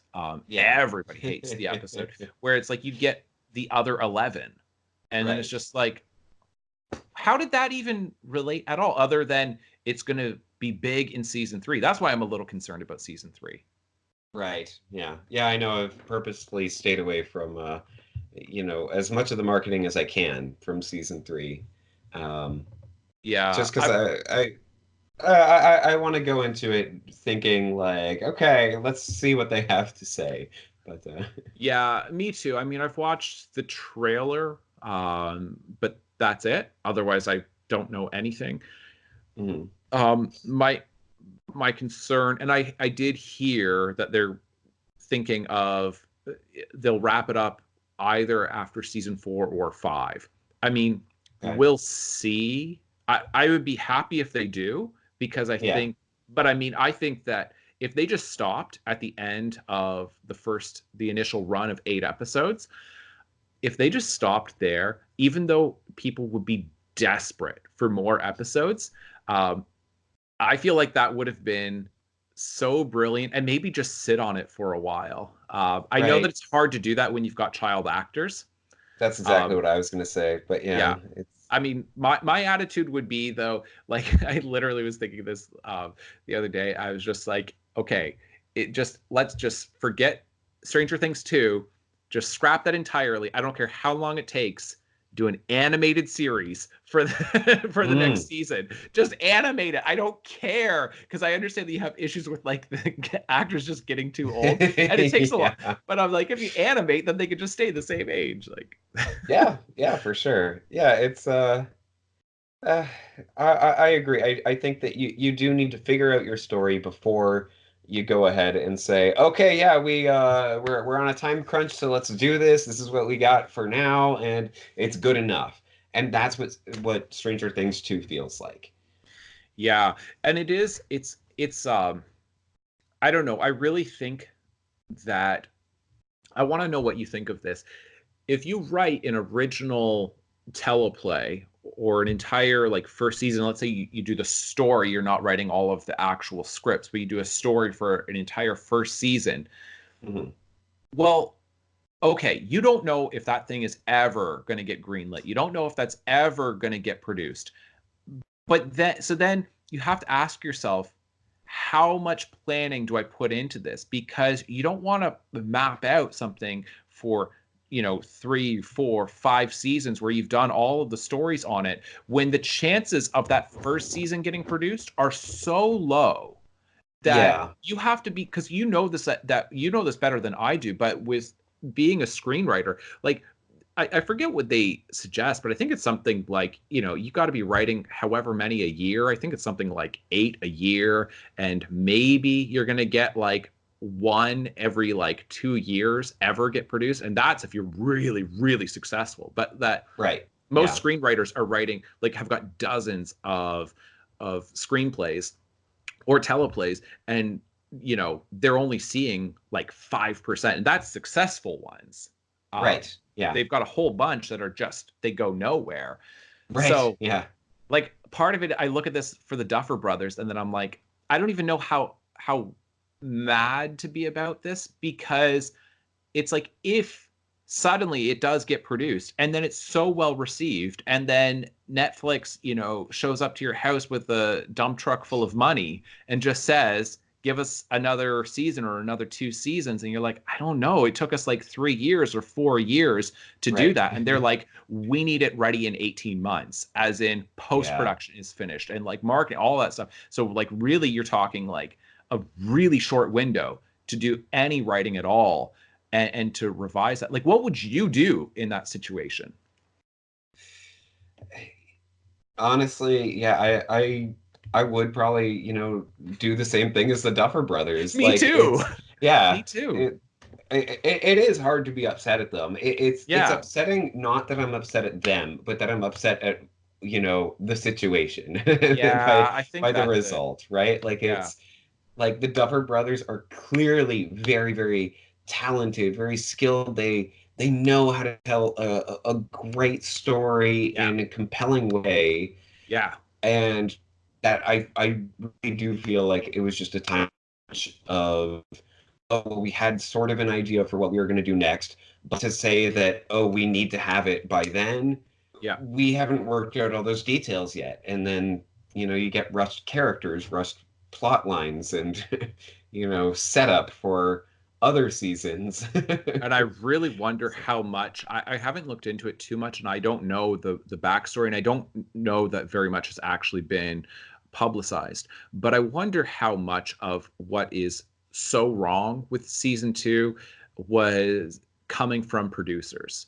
I mean, and Right. from everything I know about Netflix, that's very unlikely, because Yeah. Netflix gives more than any other, like treating them as a production company in this case, more than any other production company, they give the most creative control. Like everything I've heard Yeah. about people who have made shows that are produced by Netflix, and they say, well, I've never had this much creative control Yeah. until working for them. So I can't imagine that it was executives at Netflix that were saying this, but things like, I mean, you get the other 11, you get another girl character, you get her awful brother, you get the Yes. horrible like romance between the brother and Mrs. Wheeler, Yeah. you get like all of these things that are all going on, and you're like, whose idea was it to bring in other characters, these stupid poochie characters, right? Right. That like, and it, Yes. like we'll Yeah. talk And about that. Joyce's boyfriend, who, like, within the first, 20 minutes, you can tell what his fate is going to be. Absolutely. Yes, exactly. Right. Samwise Gamgee. What's Yeah. what's the actor's name? That's terrible that I can't remember. Um, but yeah, I mean, you have so many new characters, and Hmm. I don't understand who on earth thought, well, the reason why people like loved season 1, like, or like, I mean, that's not the way to approach it. I guess it's like people loved season 1, but they would love it so much more if there were more characters. It's like, who thought that? You guys Yeah. established, you did such a good job of establishing the dynamics between these different characters and just let them continue to interact with each other, because you're going to get natural storylines that come out of them aging, right, as they Mhm. are a year older, like, and especially those years, like, going from like Yeah. 11 to 12 or 13, however old they're supposed to be within the storyline here. I mean, like, those are really significant years growing up. um and same thing, like, with everybody, like having Will back, all of that, it's like you didn't need to introduce new characters to make this more interesting. And Yeah. that's my biggest frustration, because my biggest frustration with Stranger Things 2 is all of the new characters. Yeah. I've never heard of, like, have you ever heard, like, maybe like you can think of this off the top of your head, but like, what sequel did people say, you know, oh, this was great because we got these new characters, or this is so much better after we got these new characters? I wanted to watch the sequel because I didn't like the original characters and I didn't want more of the original characters. I want totally different people. Like, the the only one that I Yeah. can think of is maybe like Fat Bastard from Austin Powers. Like, but comedy to me operates by very different rules than Right. basically Yeah. everything else. But I'm like, Fat Yeah. Bastard was a pretty good one, but then like Goldmember ruined it, because Oh, like nobody absolutely. liked Goldmember by the third one. But the second one, Fat Bastard, people were like, oh, he's maybe not quite as good as Dr. Evil, but he's pretty good. Yeah. And so, but aside from that, I'm like, what? When did introducing new characters ever pay off? Yeah, honestly, outside of villains, then I can't think of Sure, like, villains, yeah. yeah, I can't think of anything. Yeah, Yeah, yeah. we've got this There's a perfect dynamic, four boys, one girl, and then, or like with Nancy, Jonathan, and Steve Harrington, okay, we've got those three, or like the dynamic between like Joyce and Hopper. Like, okay, we've got all of that. Now let's introduce new people into every single one of those dynamics. yeah. I mean, just change the dynamics without, introducing the new characters to it. Like, That's what there's I'm saying. so there are so many different variations that you can have with the existing cast. Yeah. So we'll Yeah, we'll get into that in the next podcast.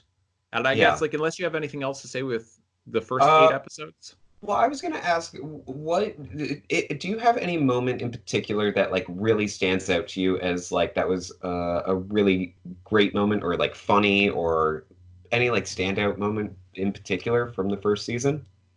I mean, there's a lot. A, really, a lot of them involve. I really like the way you get the framing device of Dungeons and Dragons to open and Hmm. close, and the significance of that. Like, and that operating as a framing device, I think is just so Yes. great. For sure. Yeah, I mean, yeah, with the characters at the end being like, "What? But that doesn't make sense. What about these plot lines?" Like, it's so brilliant. I know, right? I know. That's the thing. So I'm like, yeah, that framing device, a lot of people might not appreciate that, but boy, I really appreciate that. I love the way 11 is used throughout the first eight episodes. I love the way she gets filmed, the way it's very much a nod to, I call it the Stanley Kubrick shot, which is, this Mm, look, yeah. right? Where it's like she's like kind of like looking through her brows, and she's like walking towards like the camera. And because he does that in a Clockwork Orange, he starts that way. Full Metal Jacket, then you get that. The Shining with Jack Nicholson, then you get that when he's going crazy, and the guy who goes Yeah. crazy in Full Metal Jacket during basic training, like all of that. That's a Stanley Kubrick shot, and it's Yeah. such an intense aesthetic, that visual, right? And seeing her, I would say, when she, you know, either when she goes after like the bullies multiple times, that's great, or Right. when she Yeah. flips the van. I really like the van flipping. Like the first time I It watched is. it, Yeah, that is such an incredible moment. yeah, because you're watching this and you don't quite know what she's capable of. Um, Yeah. and you don't know, like, I think there's genuine tension there where you're just like, well, how are you going to, you've got vans from behind, you've got this one approaching from the front, and you know that Eleven's got powers, but you don't quite know the extent of them. And seeing her unleash them. But I would say, yeah, like those would be the two things for me. It would be the way her powers get, the timing of them, the way she's filmed when she's unleashing them, and then the framing device. Those would be my two things that really stand out, that I just really, really like. Okay. Yeah, for me, one moment that I absolutely love is when they are describing to Will all the things that have happened while he's gone. Like That he's one's like in really the good. hospital That's really bed, good. and they're like, and then the fan flipped over, and he's just like, what? Like, Right. Yeah, he's trying to take this all in. Yeah. yeah, That's a really good one. it's a really good moment. The other like one that it's so stupid, but like when well, it's not stupid, but like when Hopper walks into Joyce's house and is like, stay quiet because he thinks Yeah. that her place might be bugged, and then he sees all the lights, and he's just like you just see that Yeah. look on his face, Yeah. like he's just, oh no, and he has to go through Right. every single light bulb. Right. It's fantastic. Yeah. And even like accompanying that is when Nancy first walks into the buyer's house, and they give you that one moment of her just looking around, being like, what? Everybody who walks into that house, everybody's got that reaction. Oh, Yeah. that's another like great point too, that I mean, I haven't, and I don't want to provide an exhaustive list of all of like the little allusions and the references that I'm catching within that, but the references to Poltergeist are fairly Yeah. significant. Have you seen Poltergeist? I have. Yeah, I recently saw Okay, it.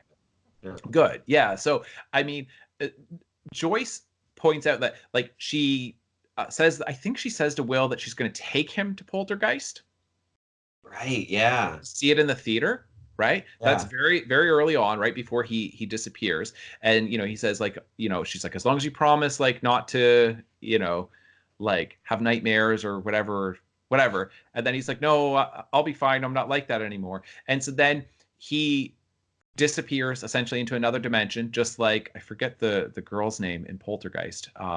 But the way she disappears into this other dimension, right? And she's just kind of lost in Hmm. this whole other thing. And it's not like they're ripping it off because they're making overt references to Poltergeist, Right. saying, look, Yes. remember how great Poltergeist was? And then the Yeah. way they try to communicate with their daughter in Poltergeist, and then the way Joyce is communicating with Will in this, with the lights, and then like doing the Ouija board on the wall, like it's Yeah. so great. That and just another small one as far as like standout moments. I really like when when Eleven first shows up to the basement, and then they like Mike offers clothing for her to change into because it's been raining, like, and then like she like is ready to change and she starts like pulling up her oversized shirt, and they're like, ah, and they all do that, and you're like, yes, at that age that is what they would do, right? Like Yes, a few absolutely. a few years later they're not turning away, but at that point they're definitely turning away. And then Yeah. but then the way Dustin just like cannot get over it, and then he just continues to do this. She do this like multiple times. When he then hits his hat and his hat goes flying off, and I really believe that that was unscripted. That he Yeah. was supposed to do this, and like he wasn't paying attention, and he did knock over his hat, and then he's just like, whatever, right?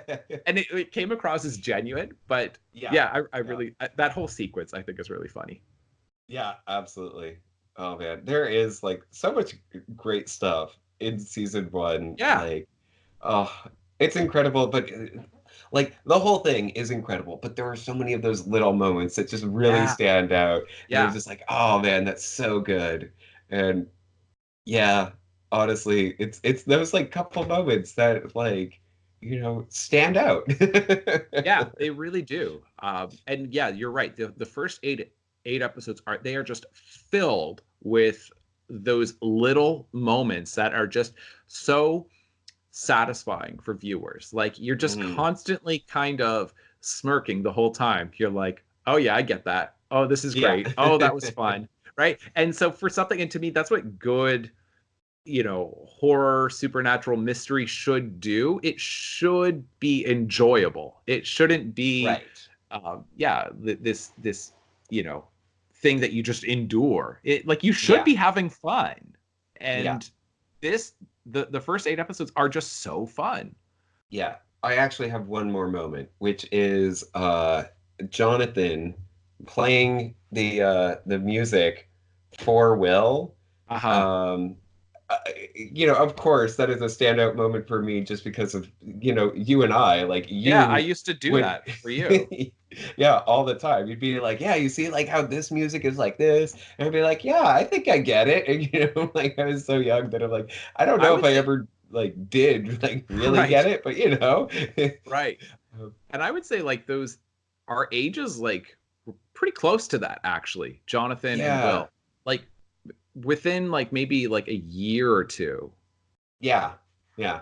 Yeah. So it really is, that's one of the things that like every time I watch it, that I'm just like, oh yeah, like that's me and Nathan right Yeah, there. and that's the thing. Like the first 8 episodes, like I watched so much of it, and I'm just like, yep, yep, yep, because everything just you buy it, right? Yeah, yeah. Um, and yeah, and that's where I just with Stranger Things 2, almost from the first moment until the last moment, then I just like I don't know how many times like it's like a complete inversion of it from season 1 to season 2, where it's like season 1 I just kept nodding and nodding and going yep, yep, yep, and then season 2 I'm going nope, nope, don't buy that. It's pretty incredible the flip that you get in there. Yeah. Because that's it. That I mean, that's exactly it though. With season 1, it's just one little moment after another of just going, yep, you got it right. You got that part right. You got that part right. And it's impressive to see something that does do such a good job of that. There are really very few off notes, like missed notes Yeah. or like I say, we've talked about a couple of them. Aside from like the issue like with Barb and the fact that the town is not really getting freaked out in general, aside from Yeah. those little things, then it's like it's pretty I don't know, about as good as you can get. Yeah. Yeah, absolutely. I mean, honestly, like everybody, I feel like everybody should watch it. At Yeah, least like those first episodes, everybody should watch it. And like a ton of people have watched it. I know that it is an right. insanely popular Yeah. series, but there are still people who haven't. And like I feel bad for those people because I'm like, you are really missing out. You feel bad for them or you feel envious that they get to watch it for the first time, right? Right. Because Yeah, that's that's one of true. those things like when there's something really great and you've just like and everybody enjoys it and like sometimes you hear about it and you're like it can't be that good and then when you watch it you're like it really is that good. Right. Yeah, yeah, that's true.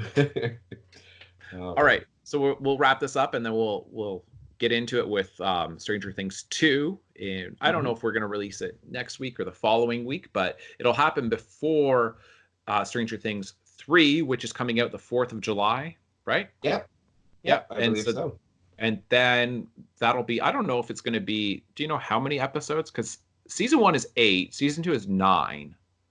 So Yeah, I don't know how many episodes season 3 is supposed to be, but right, but in yeah, any case then there's going to be then we'll have an episode review for each one yeah, in that. Yeah.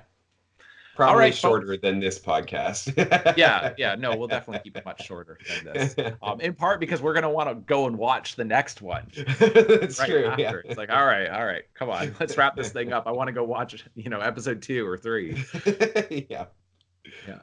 All right, folks. Thanks so much for watching. Bye. Bye. Ignore the bell, people. We're gonna keep going.